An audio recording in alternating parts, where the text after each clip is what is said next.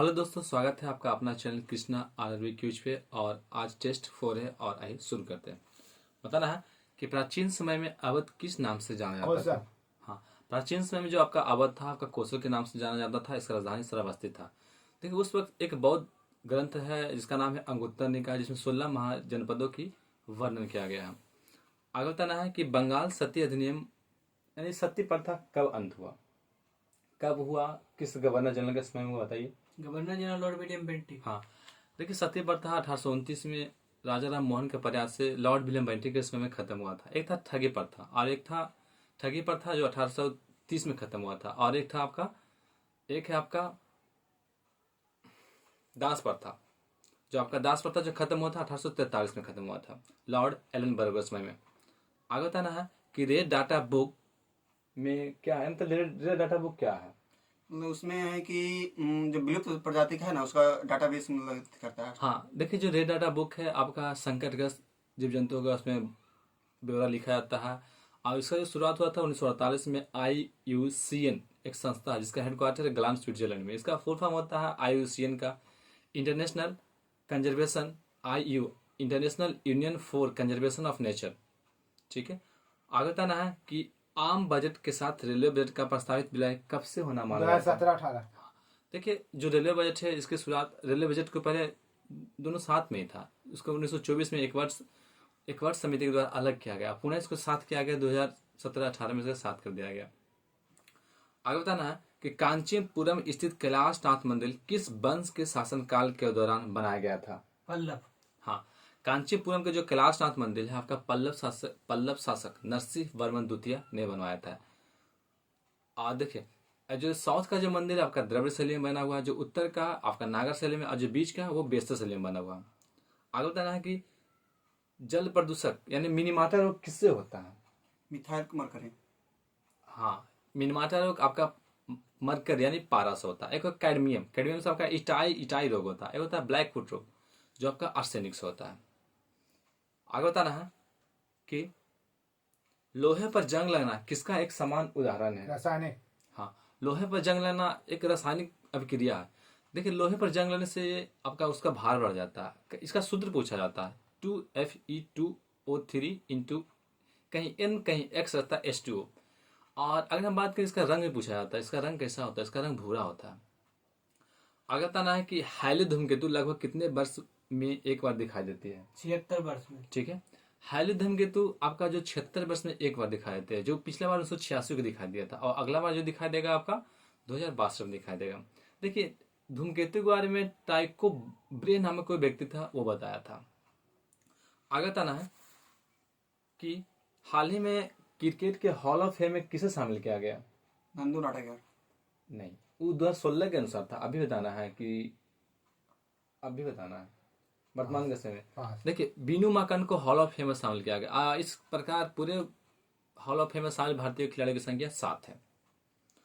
आगे बताना है कि पर्यावरण के लिए जागरूकता और कार्यान्वयन को प्रोत्साहित करने के लिए सिंगापुर में प्रतिवर्ष चलाया जाने वाला राष्ट्रव्यापी अभियान है, उसका नाम क्या।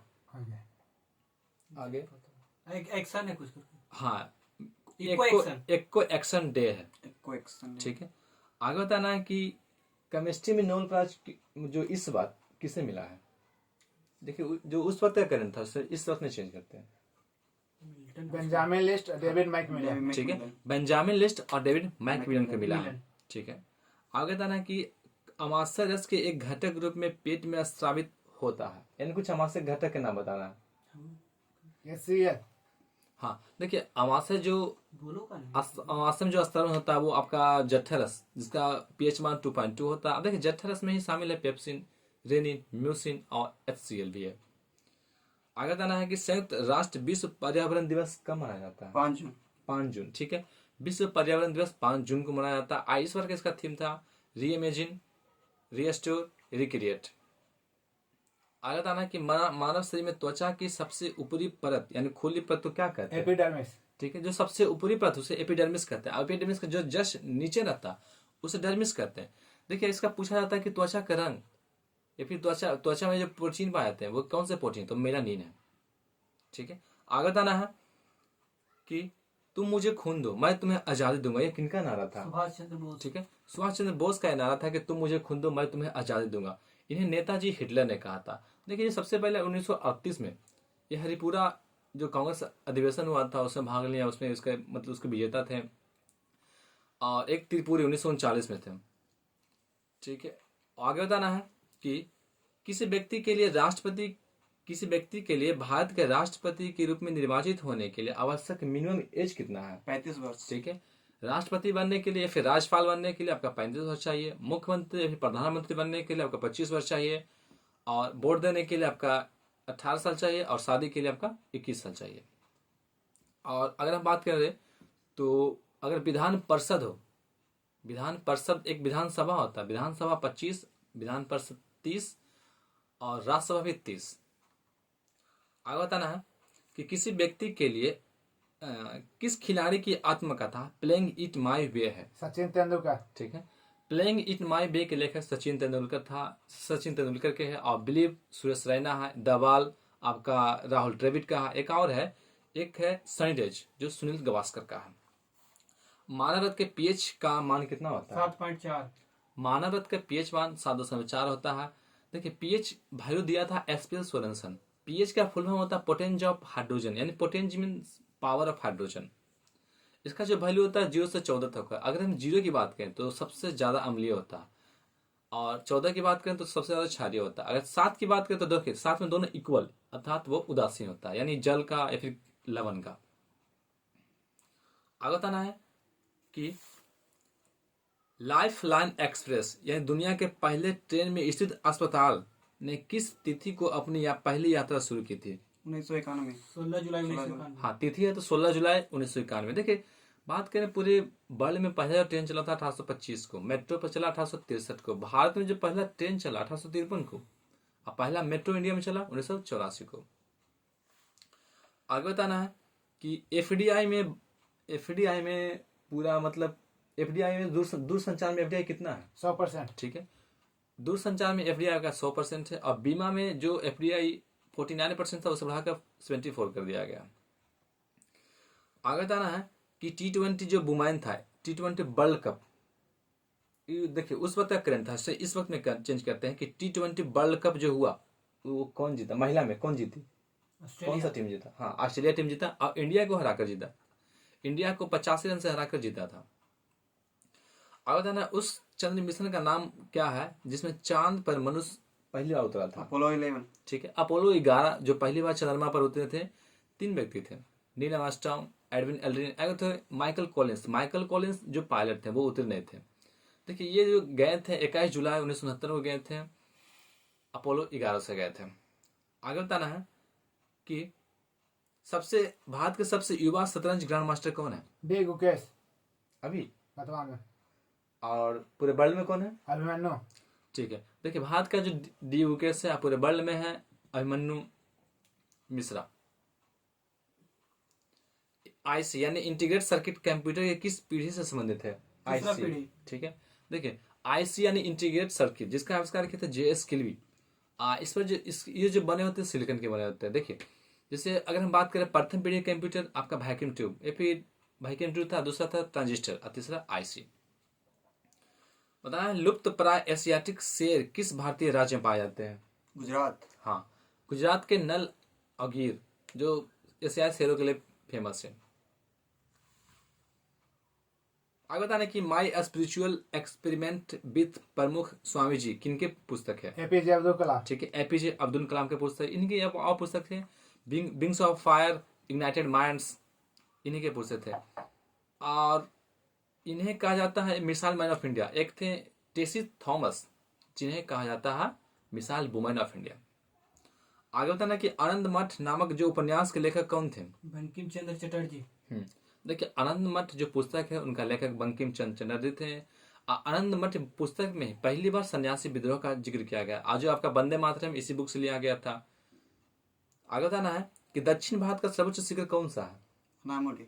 ठीक है, दक्षिण भारत का सबसे ऊंची चोटी है आपका अनायमुदी है, और उसी के बगल में जो आपका दोदा बेटा जो नीलगिरी की सबसे ऊंची चोटी है, और दक्षिण भारत की दूसरी सबसे ऊंची चोटी है।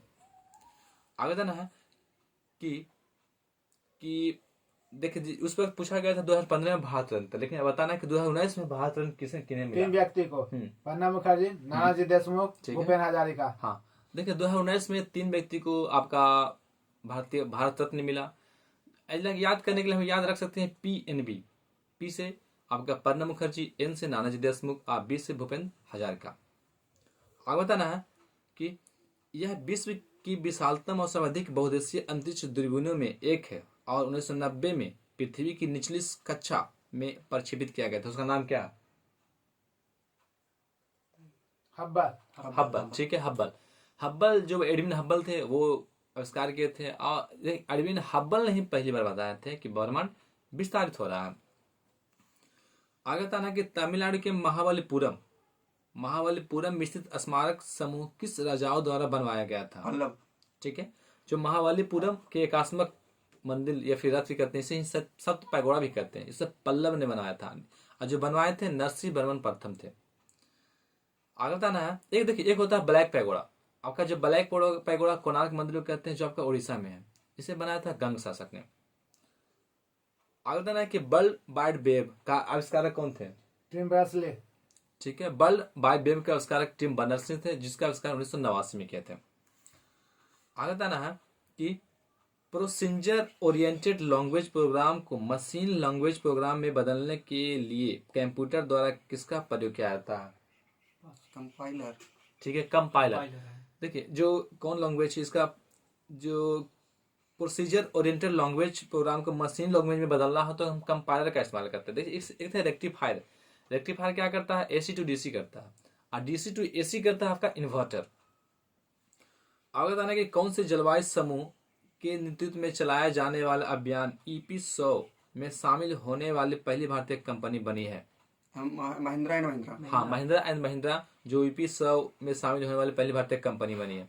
बताना कि भारत के संविधान में कौन सा अनुच्छेद शिक्षा के अधिकार को परिभाषित करता है? अनुच्छेद 21A। ठीक है, भारत में भारतीय अनुच्छेद है 21 का A, जो शिक्षा के अधिकार उसमें शामिल किया गया है। देखिए, एक है राइट टू एजुकेशन, जो आपका 2009 में आया और 1 अप्रैल 2010 से लागू किया गया। एक है RTI, राइट टू इन्फॉर्मेशन, जो कि 2005 में आया था।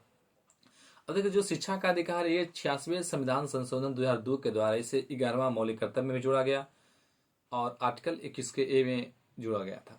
आगे बताना कि भारत के राष्ट्रीय प्रतीक चिन्ह सिंह स्तंभ की अनुकृति है, उसे किस शासक ने बनवाया था? अशोक। ठीक है, अशोक। आप जानते होंगे सारनाथ अशोक स्तंभ वही है।